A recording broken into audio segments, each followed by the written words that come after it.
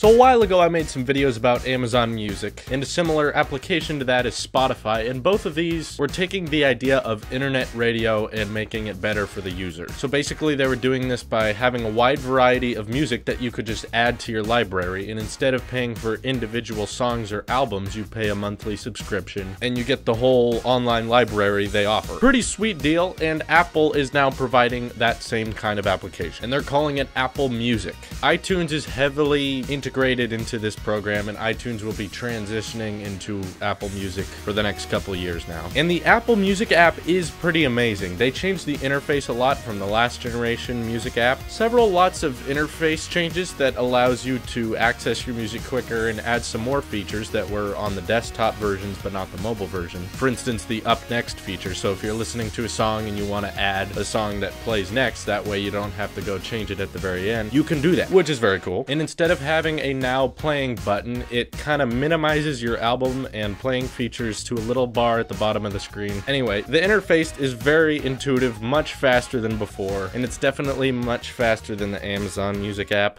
which is kind of lagging. And a benefit for the people who don't subscribe to Apple Music is that the Music app is getting this interface change as well. So at no extra cost, you're gonna get these interface changes that make things run so much faster, and you're wondering, why wasn't it always like this? So it's great. Now, next to his competitors, this is where the real competition begins. Amazon Music kind of loses immediately because its library is not nearly as large as iTunes. Also, Amazon has a store, however, you can't get every song they have available. You can only get the ones that are Prime checked. There's a lot, but still not nearly as much as iTunes. With Apple Music, you can get every kind of song that was ever on iTunes, period. You can add that to your library for the $10 subscription, which is actually the biggest music library in the entire world. No one has more music than they do, because this whole idea of applications and buying things over the internet, especially digital music, that was all started with iTunes, or at least it got popular with iTunes. So one of the great things about Apple Music is it gets rid of the annoying process of when you wanted a song off iTunes, you had to click buy and then download and put in your password, wait for that to download, and it was not a quick and easy process. However, with Apple Music, when you have that subscription, there's just a plus by the albums. You hit that plus and it says added to your library. Just like that. Very quick, no need to put in passwords. And the great thing is there's no limit to how much you can just add to your library. You are limited by the phone capacity that your device has, but if you're not downloading it to your device, which you can do, which is amazing, you can just have an unlimited library of basically every song that's ever come out. That's definitely a game changer. And here's the best part. It's free for the first 3 months. This is where they have a little neck over Spotify, because when you get Spotify Premium, the first 3 months costs 99 cents, and then it goes to $10 a month. So Apple Music is just $1 cheaper than Spotify. And they also introduced family sharing, so if you have a big family full of several Apple IDs, for $15 a month, you can get 6 accounts, which I don't really see how that's fair, but it's a great deal. This means every person, if you all pitched in, maybe you weren't a family, but you just wanted a cheaper account, everyone would have to pay a little bit less than $3. However, if you want to do that, keep in mind Apple ID can distinguish the age difference between adults and teenagers. I know this because I wanted to with a group of my friends, so it'd be cheaper for all of us, but I'm not an adult yet. But for those of you adults out there, you got it. So another thing that separates Apple Music from Spotify or Amazon Music is this new social networking idea they've come back with called Connect.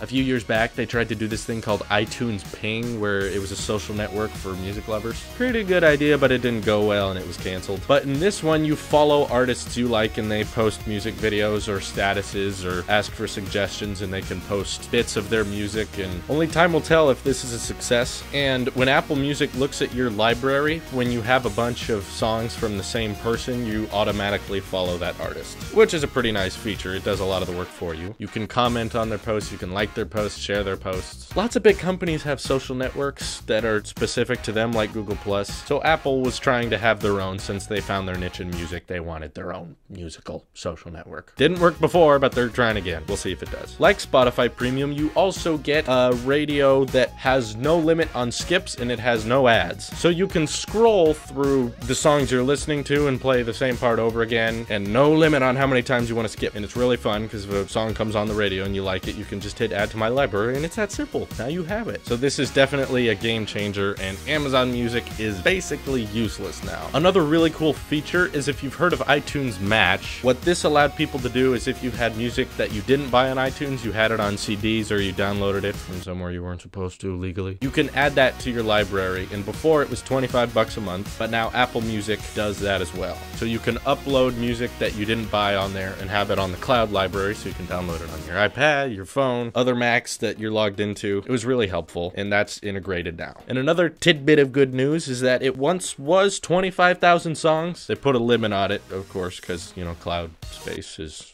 only so cheap. 25,000 songs you could get from CDs onto the cloud, which is, I thought, quite a lot, because my whole library is not even 8,000. It's not nearly that much. But if you're a music nut, then you have that available. And get this, when iOS 9 comes out, they're bumping that limit to 100,000 songs. Wow. You know those iPod Classics with the huge hard drives in them that was like 160 gigs? Those held 40,000, and now it's 100,000 limit in the cloud. We're getting to that point where you could literally have every song in the world on your phone, as long as you were streaming. So anyway, Apple Music is a very cool upgrade, should you get it though. I definitely recommend doing the 3-month free trial thing. That's worth it. Unlimited music for free for 3 months. Just live it up. If you like it after that, definitely subscribe to it. It's amazing. And more good news is that it'll be available on Android and PC, which is very not like Apple. They're making an Android app. Who would have thought that would ever happen? Anyway, I'm not sure who has the best selection. I'm pretty sure iTunes has the upper hand when it comes to Spotify. But if you have a lot invested into Spotify Premium, definitely stay with that. Makes no sense to dump all that music